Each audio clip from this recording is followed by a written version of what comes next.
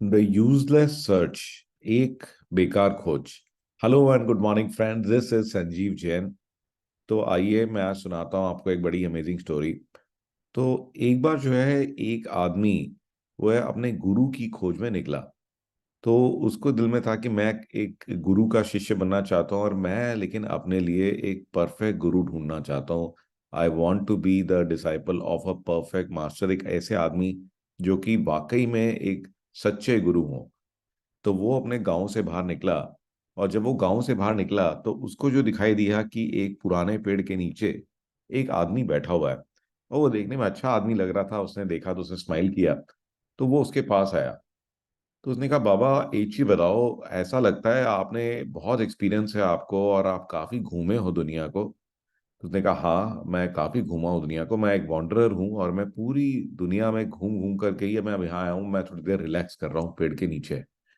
तो उसने कहा कि फिर आप सही आदमी हो जो कि आप मुझे थोड़ा गाइड कर सकते हो। उसने कहा, हाँ बताओ कि तुम्हें क्या गाइडेंस चाहिए। उसने कहा कि मैं जो है एक परफेक्ट मास्टर ढूंढ रहा हूँ, मैं जो है परेशान हूँ कि मेरे को कोई गाइड करने वाला आदमी नहीं मिल रहा। तो आपने इतनी दुनिया देखी है, इतनी दुनिया घूमी है, तो आप मुझे थोड़ा हेल्प करो कि मैं कहाँ पे अपने मास्टर की खोज करूँ, कहाँ पे अपने गुरु को ढूंढूं। तो फिर वो आदमी ने जो है उसको कई सारे तरह के उसने एड्रेसेस दिए कि आप यहाँ जा सकते हो, जैसे कि आपने कहा भी आप हरिद्वार जाके ढूंढो, हरिद्वार में बहुत अच्छे लोग हैं, बहुत अच्छे गुरु मिलेंगे आपको। आप नहीं तो पहाड़ों पे जाओ। ठीक है, तो उन्होंने कई सारी उसको तरीके बताए, कई सारी जगह बताई जहाँ पे कि वो अपने गुरु की खोज कर सकता है।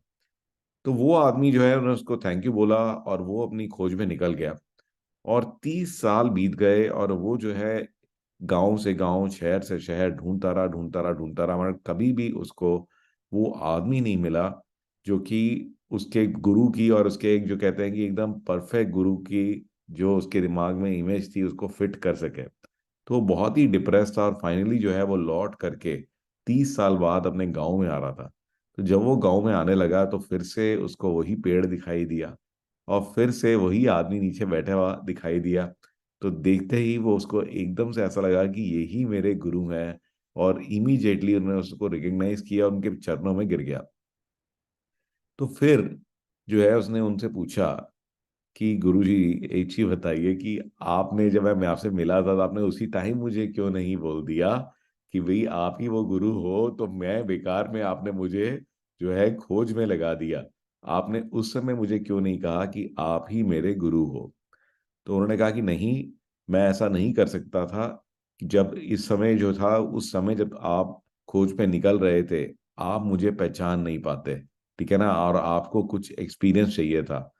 तो wandering the earth will give you the maturity. तो ये जो है कि आप जो आपने खोज करी, तो वो खोज करने में ही आपको समझ में आया, ठीक है, कि आप किसको ढूंढ रहे हो।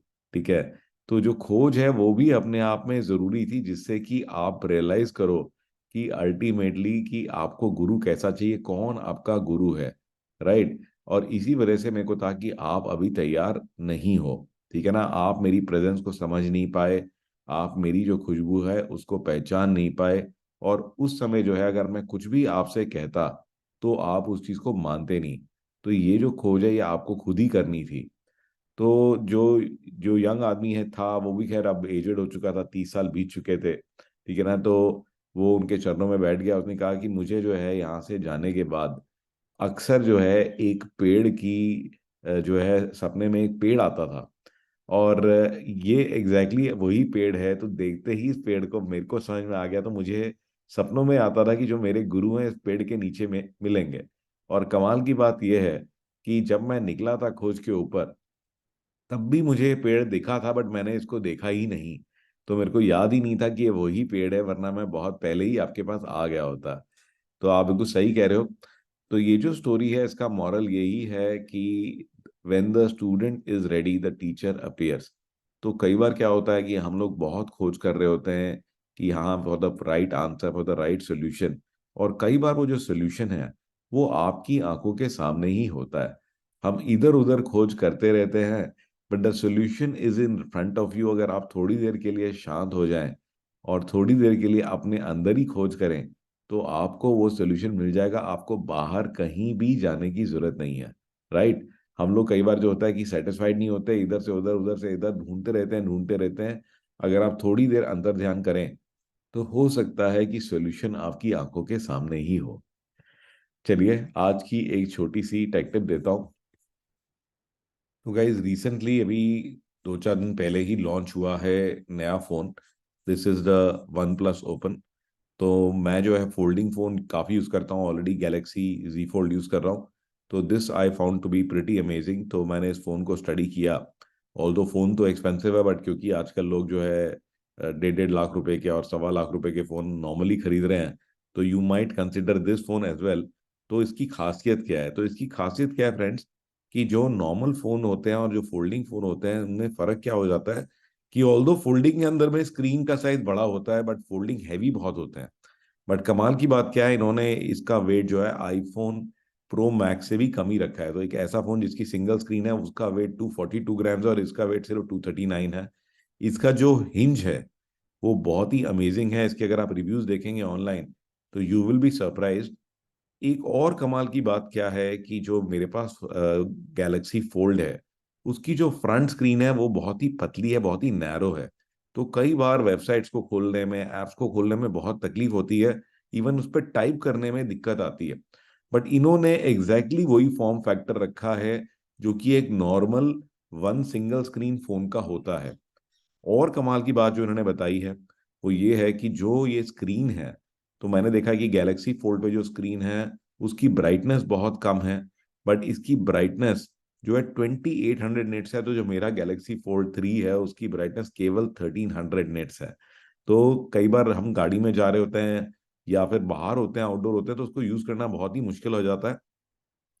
फिर एट द सेम टाइम इसके अंदर जो मल्टीटास्किंग का सॉफ्टवेयर है वो बिल्कुल नेक्स्ट लेवल पे है। इसके कैमरास बिल्कुल नेक्स्ट लेवल पे है। इन्होंने ऐसे कैमरास दिए हैं इसके अंदर में जिनमें की ऑप्टिकल जूम भी है। And at the same time processor बहुत जबरदस्त है। तो you might evaluate this phone. अगर आप कोई और फोन जो है अगर आप देखना चाह रहे हैं मार्केट में, तो ये फोन जो है एक ऐसा फोन है जो कि इस समय पर जो है मुझे ऐसा लगता है one of the best phones. और ये इसमें सारे फीचर्स हैं। एक नॉर्मल सिंगल हैंडेड फोन जो होता है, सिंगल स्क्रीन फोन होता है, उसके अलावा इसको एक टैबलेट की तरह भी इस्तेमाल किया जा सकता है और इसमें वही पावर है, इनफैक्ट नॉर्मल फोन से ज्यादा पावर है। तो this is a take tip for today. कि आपको आई होप कि आज की स्टोरी अच्छी लगी होगी। I am looking forward to your comments कि आपको ये स्टोरीज कैसी लग रही हैं, are they helping you out.